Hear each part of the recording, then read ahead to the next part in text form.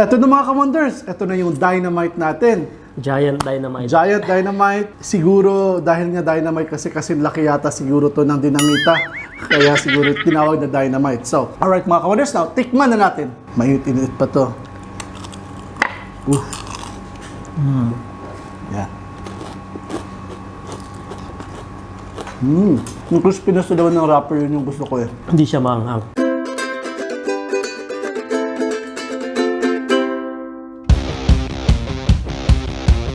Maayong adlaw mga kahigalaan! Ako si Chakoy. And ako si Mark. And welcome sa Wandering Kusina. Today's episode, ang lulutuin natin is dinamita. Okay, dynamite.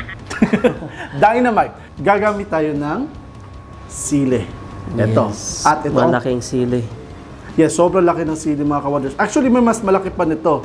Pero ito yung pinili ni Chef Mark na kalakihan.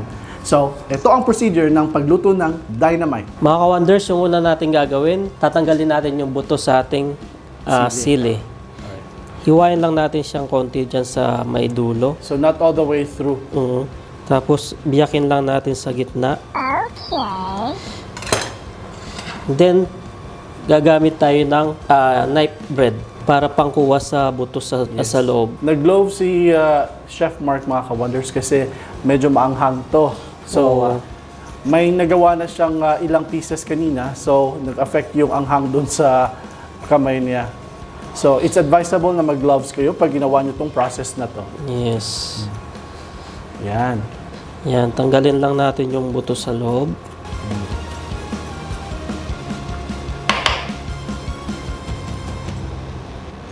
Yan, see, wala na siyang buto. Ang dali lang. Kung gagamit kayo ng ganito, ng bread knife. So, continue lang tayo sa paggawa. Same process lang. Iwain natin sa gitna. Hanggang sa dulo. Then, hiwain lang natin yung pinakapuno niya sa unahan para makuha yung buto. Then, kayurin nyo na rin yung laman niya sa loob para mawala yung anghang. Kasi yun yung nagpapaanghang sa sili. Yes. Kung sino man yung gusto ng maanghang na pagkain, tapos may twist of cheese, pork, and some vegetables, eto yon.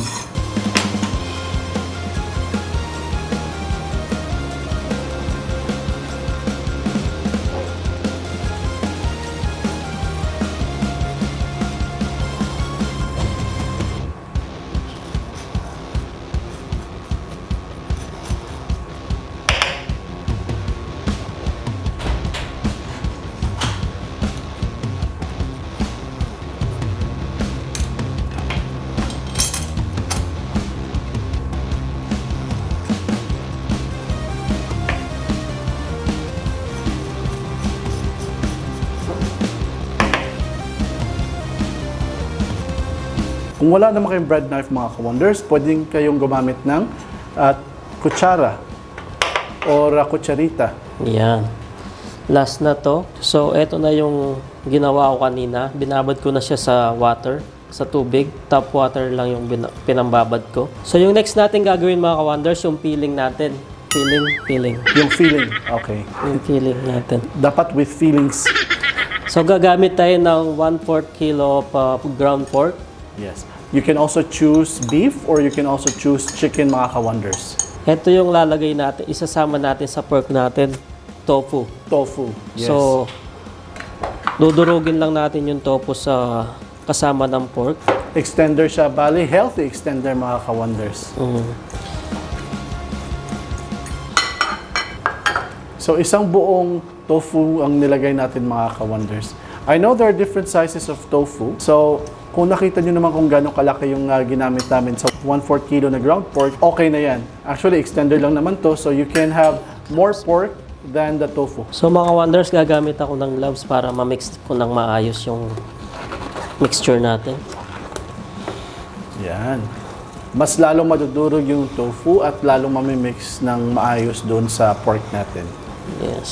So, kung may mga handaan kayong mga ka-wonders, pwede ito. Yes, ang mura lang ng tofu sa atin. Exactly. Ang baboy, ang mahal. Mahal ang baboy, kaya extender tayo na tofu. Now, in a while, dadagdagan natin to ng Okay, ito na pala. Dadagdagan So, lalagay na natin yung ating carrots. Yes. Ginrind ko lang to. Grated. Or grated. Yes. Grated na carrots. Sobrang pino ng pagka-grate niya. Kung may grater kayo, mas madali siyang magawa. So, yung hibla niya ay sobrang nipis. Then mga wonders, yung ating onion. Isang onion lang to na malaki. Tapos chinap. Chop lang siya. So, gagamit din tayo ng pepper. 2 teaspoon, nilalagay natin. 2 teaspoon. Ang hang. And then, isang itlog.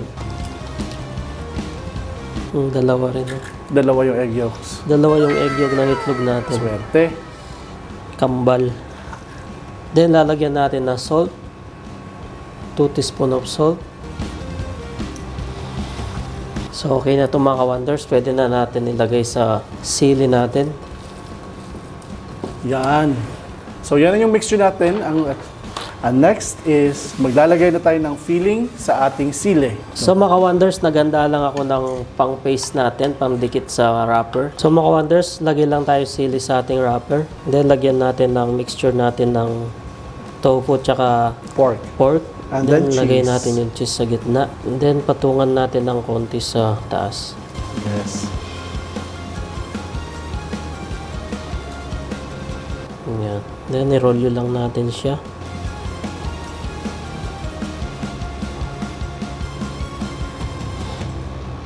Lagyan lang ng konting paste. Yan. So, yan na yun mga ka-wonders. So, yan na. Ganyan lang siya. Ang dikit. Yan. Simple as that. Ang laki ng sili natin mga wonders, kaya hindi ko na ma-fold yung sa dulo. Yes. Kasi sakto lang siya sa ano natin. Sa wrapper mismo. Sa wrapper yung sili. So, let's do the same process, process. over and over again until maubos natin yung sili natin. Then cheese.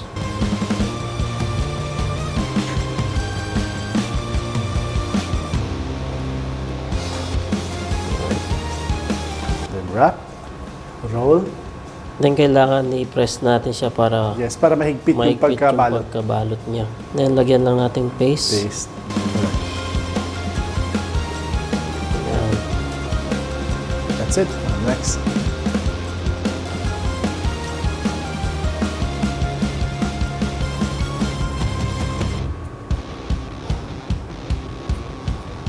Yan. So mga wonders, natapos na namin balutin yung ating sili, yung Yes. ating dynamite.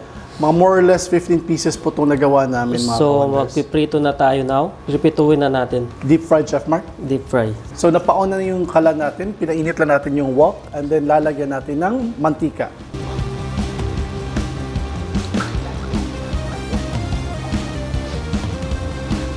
Remember mga ka-wonders, when frying, please do not overcrowd para may chance na maluto ng maayos at mas mapibilis yung pag-crispy ng ating niluluto. So mga ka-wonders, check natin yung mantika natin kung mainit na. Yan, nagbubbles na. Mainit na to. Pwede na natin ilagay yung ating dynamite. So first one.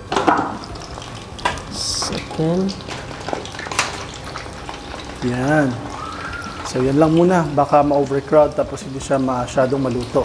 Ilima natin. Ilima, sige go. Ayan. Maamoy mo ka-wonders dito sa set, maamoy mo yung chili, yung sili na naluluto, yung singaw ng sili. So medium heat lang yung ating apoy mga ka-wonders para maluto sa loob yung ating... Especially yung pork. Oo, diba? maluto yung pork sa loob. Oo. Tsaka yung tofu. Yes. Kasi mabilis maluto yung wrapper. So we have to make sure na medium heat lang para slowly yung manunuot yung init doon sa ilalim hanggang maluto yung tofu at saka yung pork.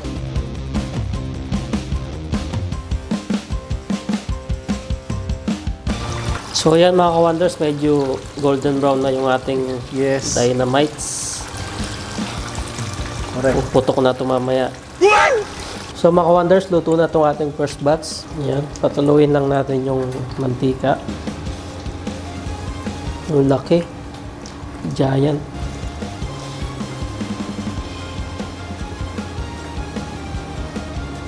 Yan.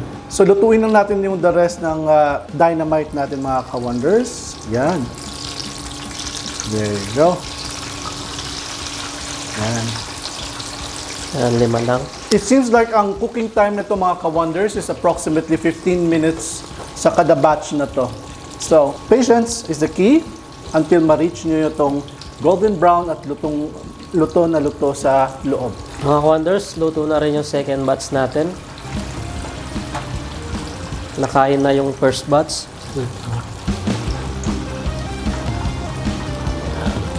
So, again.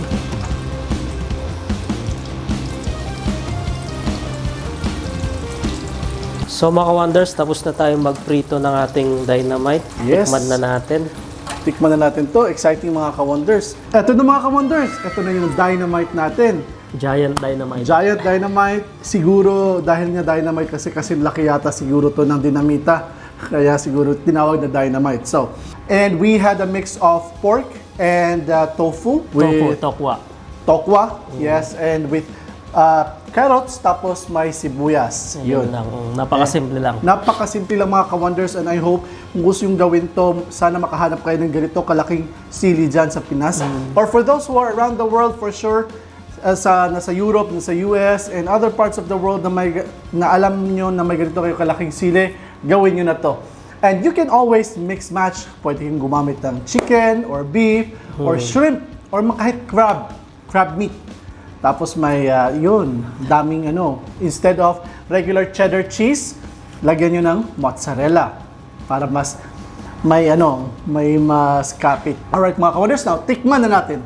Okay, tikman natin. Woo! Init pa. Mayut-init pa to. Yeah.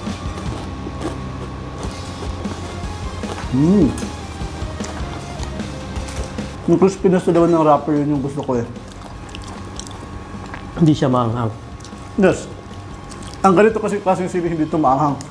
And one more mga ka-wonders, don't expect this to be crispy all the time ha, kasi fresh yung sili. Tapos pag nag-moist siya, Nagmo-moist yung sili. nagmo-moist siya. Tapos itong wrapper, madadamay siya, mababasa. Unless na lang na pagkaluto agad, kain nyo, papaso naman kayo. Nag-match yung pork natin tsaka yung tofu. Sarap. Tokwa. Sarap. Pwede yung sauce pala namin mga ka-wonders, this is just a regular ketchup at saka mayo sauce. So hindi to masyadong maapit itong sauce namin kasi simple lang. Tapos, kung may anghang man itong konti, sobrang konti lang yung anghang na. Pwedeng, may mga bata din na kaya itong anghang na to. Sarap. Kung may restaurant kayo, pwede to. Oh, less meat. Less meat, oo. Okay na? Daling tofu lang lahat lagay ninyo. Oh yes. Huwag nyo lagyan ng Yes. ng Alam niyo kung ano yung gusto pwede nyo gawin? Pwede tofu lang yung ilagay nyo, tapos lagyan nyo ng broth cubes na gusto nyo flavor. Para may flavor yung tofu nyo. So gusto nyo beef, or chicken flavor, or pork flavor, pwede rin shrimp flavor. Kahit nga isda, di ba? May fish broth din. So pwede yun. So mix nyo lang. Yun. This is our dynamite. So mga ka-wonders, if bago lang kayo dito sa channel namin, dito sa Wondering Kusina, welcome to Wondering Kusina. Welcome. Yeah, and if you're new, please subscribe, click the notification bell para updated kayo sa lahat ng mga bagong videos namin. And like and share nyo yung mga videos din namin. Meron din kaming social media account, Instagram and Facebook. Yes. Like our videos naman at saka yung photos namin, tapos share nyo na rin. So may mga videos kami sa Facebook. Yung mga dati namin mga videos which is very helpful for you. Yung hindi nakapanood sa YouTube. Yung hindi nakapanood sa YouTube kasi mapapanood nyo na sa Facebook. Yes, kasi kulang sa data. Ito na, pwede nyo na mapanood sa Facebook. And daghang salamat sa lahat ng mga nag-subscribe at saka sa lahat ng mga nag-follow at saka sumusuporta natin sa Instagram at saka sa Facebook. Daghang salamat. So we're going 37,000 followers or subscribers sa ating YouTube channel. Daghang salamat guys. Guys, I hope you like this video. If you do, please click the thumbs up at saka comment down below at saka lahat ng recipe or nasa ingredients nasa description box below. Thank you very much for watching. Ako si Chakoy. And ako si Mark. Stay cool, stay safe, and peace. Ala, yung ano. Ala, sunog na to.